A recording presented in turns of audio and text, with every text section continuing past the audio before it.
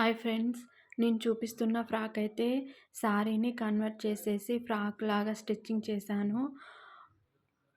వాళ్ళు మాత్రం umbrella cutting పెట్టమన్నారు. కాకపోతే దానికొచ్చిన వర్క్ ప్రకారం అలా పెడితే బాగుండదు, వన్ సైడ్ ఫ్లవర్స్ వస్తాయనేసి నేను మాత్రం ఈ మోడల్లో ఫ్రాక్ స్టిచ్చింగ్ చేశాను.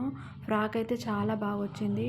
కింద కూడా పిల్స్ ఇచ్చాను, చాలా బాగా నీట్గా వచ్చాయి.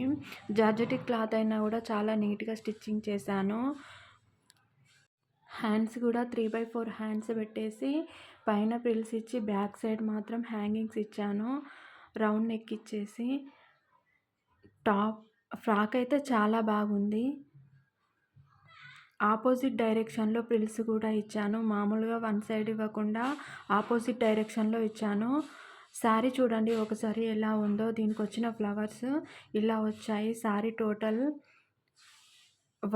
ఎప్పుడైనా కస్టమర్స్ మన దగ్గరికి వచ్చినప్పుడు వాళ్ళు స్టిచ్చింగ్ చేయమన్నది కాకుండా వాళ్ళు ఇచ్చిన మెటీరియల్తో మనం ఎలాగైతే స్టిచ్చింగ్ చేస్తే బాగుంటుందో ఒకసారి మనం వాళ్ళకి చెప్పాలి. అది వాళ్ళు కుట్టమన్నారు కదా అనేసి మనం కూడా మనకు వాళ్ళు నచ్చినట్టు కుట్టమంటే అది బాగాలేకపోతే బాగుండదు.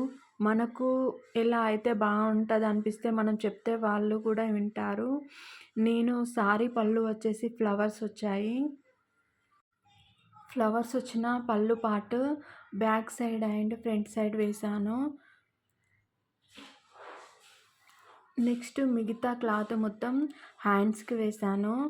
టోటల్ పళ్ళు మొత్తం front side back side cut చేశాను. ఒకసారి చూడండి ఎలా ఉందో.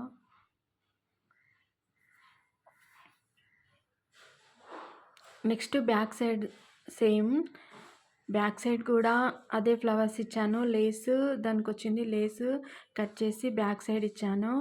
నెక్స్ట్ మిడిల్ పార్ట్ కట్ చేస్తున్నాను. మిడిల్ పార్ట్లో పైన వరకు ప్లెయిన్ వచ్చేసి కింద వరకు ఫ్లవర్స్ వచ్చాయి కాబట్టి దాన్ని ఓన్లీ కింది పార్ట్ వరకు వేసేసి పైనకు ప్లెయిన్ ఉంచేసి కింద మాత్రం ఫ్లవర్స్ ఇచ్చాను.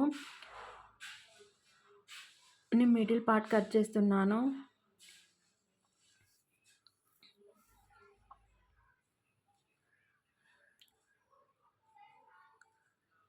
Next stitching.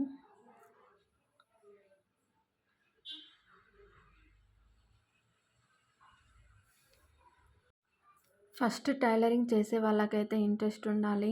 ఇంట్రెస్ట్తో కుడితే చాలా బాగా వస్తాయి ఏదైనా కూడా. నేర్చుకున్న దానికంటే ప్రతిసారి కొత్త కొత్త బ్లౌజెస్, కొత్త కొత్త డిజైన్స్ వస్తూనే ఉంటాయి. మనకున్న దాంతో వచ్చిన వాటిని చూసి నేర్చుకొని కుట్టే విధంగా ఉండాలి. నెక్స్ట్ లేస్ వచ్చింది కదా, శారీలో వచ్చిన లేస్ని నేను నెక్ పార్ట్కి వేసేసాను. నెక్స్ట్ హ్యాండ్స్కి కూడా ఫ్రిల్స్ ఇచ్చేసి కింద పట్టీ పెట్టాను. టోటల్ ఫ్రాక్ అయితే మీరు చూసారు ముందు, సేమ్ అలా ఉంది. కింద కూడా ఫ్రిల్స్ ఇచ్చాను హ్యాండ్స్కి.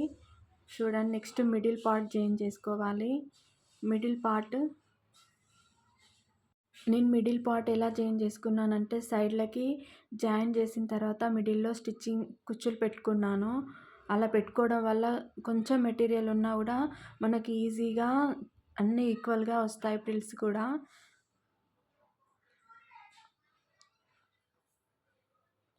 Lining and main fabric join చేసుకోవాలి.